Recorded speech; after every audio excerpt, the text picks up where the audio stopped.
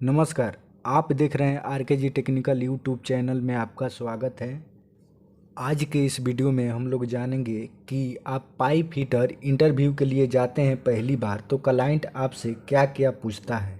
देखिए, जब भी आप क्लाइंट के सामने जाते हैं तो क्लाइंट सबसे पहले आपसे पूछेगा कि आप क्या काम करते हो। तो आप जो काम करते हो फिटर फैब्रिकेटर, तो आपको बताना है कि मैं फिटर का काम करता हूँ।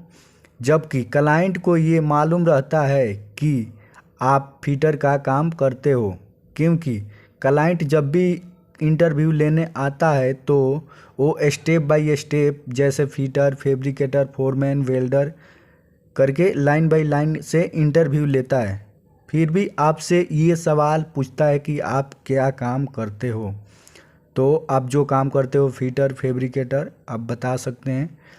और आपसे पूछेगा कि आप कितना साल से काम करते हो, तो आपको मिनिमम 5 साल का बताना है। और जो भी आप कंपनी में काम किए हैं वो भी बताना है कि जिस जिस कंपनी में आप काम किए हैं वो आपको याद रहेगा तो वो और अच्छा है। क्योंकि ये कभी हो सकता है कि क्लाइंट आपसे ये भी पूछ देगा कि ये कंपनी में आप कब काम किए थे, तो ये आपको याद होना चाहिए। और देखिए, कभी भी आपको क्लाइंट से ये नहीं बोलना है कि अभी मैं 3 मंथ या 4 मंथ या 6 मंथ से घर पे बैठा हूँ। कभी भी आपको क्लाइंट से ये बोलना है कि अभी मैं ये कंपनी में काम कर रहा हूँ। कभी भी आपको रनिंग पीरियड बताना है कि मैं अभी ये कंपनी में काम कर रहा हूँ। आपको अच्छा कंपनी किसी जो भी आप कंपनी में काम किए हुए हैं उसका भी नाम बता सकते हैं। तो आपको ये नहीं बोलना है कि अभी मैं जॉब नहीं कर रहा, आपको कभी भी रनिंग बताना है। देखिए, आप कहीं भी काम करने के लिए जाते हैं तो सेकंड में आपसे पूछेगा कि क्या आपको ड्राइंग देखना आता है। तो आप बोल सकते हैं कि हाँ, हमको ड्राइंग देखना आता है। आप ड्राइंग से हमसे पूछ ड्राइंग कितने प्रकार के होता है। Isometric drawing, GAD drawing, general arrangement drawing, PNID piping and instrument drawing, plan drawing. आप इसमें से 2 या 3 का नाम बता सकते हैं। और देखिए, आपको एक भी सवाल मिस नहीं करना है। पाइप फिटर के काम करने के लिए कौन कौन सा टूल्स चाहिए। तो measuring tape, scale, right angle, water level, centre punch, speed level, hammer. आप इसमें से 3 या 4 का नाम बता सकते हैं। और वीडियो से आपको थोड़ी सी भी मदद मिलती है तो हमारे चैनल को लाइक करिए और शेयर करिए और सब्सक्राइब कीजिए। आइसोमेट्रिक ड्राइंग में कितना दिशा होता है। तो 6 दिशा होता है। North, south, east, west, off, down. ये आपको याद रखना है। आपको सिंबल भी बनाने को बोल सकता है तो आप सिंबल बना सकते हैं। फ्लेंच कितने प्रकार के होते हैं। तो आप बता सकते हैं वेल्डोलेट flange, slip on flange, socket weld flange, blind flange, orifice flange, threaded flange. आप इसमें से 4 या 5 का नाम आपको याद रखना है। और इसका सिंबल बनाना आपको नहीं आता है तो आप कमेंट कर। क्या आपको गैस कटिंग आता है। तो आप बता सकते हैं कि हाँ, हमको गैस कटिंग आता है। अगर आपको गैस कटिंग नहीं आता है तो आप कमेंट में लिखिए, हम उस पर एक वीडियो बनाएगा और बताएंगे कि उसका क्या क्या प्रोसीजर है और कैसे कटिंग करते हैं। कितना एमएम का पाइप है तो उसमें कितना का नोजल लगेगा, ये सब मैं आपको अच्छी तरीके से बताऊंगा। आप कमेंट करके बताइए। 10 इंच का इल्बो सेंटर 45 डिग्री में कितना होगा। तो ये जो है आपको याद होना चाहिए।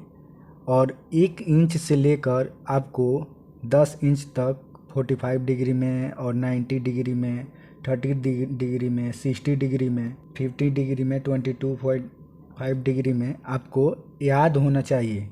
क्योंकि जब भी आप क्लाइंट के सामने जाते हैं तो क्लाइंट आपसे ये पूछ सकता है कि 45 डिग्री में 10 इंच का एल्बो सेंटर कितना होगा। तो आपको बता सकते हैं। पाइप में बेवल कितना डिग्री में होता है। 37.5 डिग्री में होता है। देखिए, इसमें से 5 या 6 सवाल आपको क्लाइंट इसमें से पूछेगा, आपको याद होना चाहिए। पाइप फिटिंग में क्या क्या आता है। Ilbo, T, flange, reducer, वेल्डोलेट, 12 inch का ओडी कितना होगा। देखिए कभी भी आप क्लाइंट के सामने जाते हैं तो क्लाइंट आपसे पूछ सकता है कि 12 इंच का ओडी कितना होगा। तो क्लाइंट आपसे, देखिए क्लाइंट आपसे कभी भी इंच में पूछता है और आपको जवाब एमएम में देना होता है। तो देखिए अगर आप इस फील्ड में आगे काम करना चाहते हैं तो हाफ इंच से 30 इंच तक आपको याद होना चाहिए। कंसेंट्रिक रेड्यूसर तथा इंसेंट्रिक रेड्यूसर में क्या अंतर है। कंसेंट्रिक रेड्यूसर चारों तरफ से स्लोप रहता है, जबकि इंसेंट्रिक रेड्यूसर 3 तरफ से स्ट्रेट सीधा रहता है। वो तो दोनों रेड्यूसर का प्रयोग पाइप में प्रेशर बढ़ाने के लिए किया जाता है, पर इंसेंट्रिक रेड्यूसर का प्रयोग पाइप का लेवल किसी एक साइड में बराबर रखा जा सकता है। पाइप का टॉप लेवल सही रखना है तो इंसेंट्रिक रेड्यूसर का सीधा वाला हिस्सा टॉप में रखकर फिट किया जाएगा। इसी तरह बॉटम का लेवल भी मैनेज कर सकते हैं। वाल्व कितने प्रकार के होते हैं। Gate valve, ball valve, globe valve, control valve, check valve. आपको इसमें से 4 या 5 का नाम बताना होगा। आइसोमेट्रिक ड्राइंग कितना डिग्री में होता है। तो आप बता सकते हैं 30 डिग्री में होता है। आइसोमेट्रिक ड्राइंग में कितना रोलिंग होता है। Horizontal rolling, vertical rolling. क्या आपको मेजरिंग टेप देखना आता है। तो आप बता सकते हैं हम कहते हैं जैसे में 1 mm में 0.03937 इंच होता है, 1 फुट में 304.8 mm होता है। ऐसे ही आपको ये सब याद रखना है।